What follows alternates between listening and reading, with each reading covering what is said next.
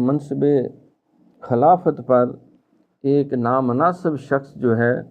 جس کا کردار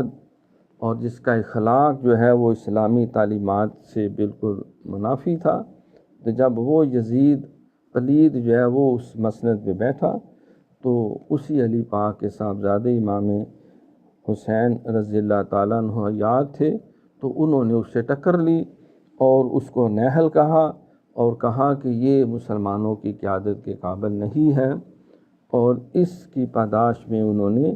اپنی اور اپنے سارے کنبے کی جو ہے وہ شہادت کو قبول کر لیا، لیکن کسی صورت جو ہے وہ اس کے پلید وجود کو، جس خلافت کے منصب پر صدیق اکبر بیٹھے تھے، فاروق اعظم بیٹھے تھے، عثمان غنی بیٹھے تھے، مولا علی بیٹھے تھے، امام حسن علیہ السلام بیٹھے تھے رضی اللہ عنہ، تو اس کے اوپر جو ہے جب اس نے بیٹھ کر دین محمدی کے اندر جو ہے وہ کئی فتنے پیدا کرنے کی کوشش کی، تو انہوں نے ایک لمحہ بھی برداشت نہ کیا اور فوراً جو ہے اس کے خلاف احتجاج کیا اور اس کا مقابلہ بھی کیا۔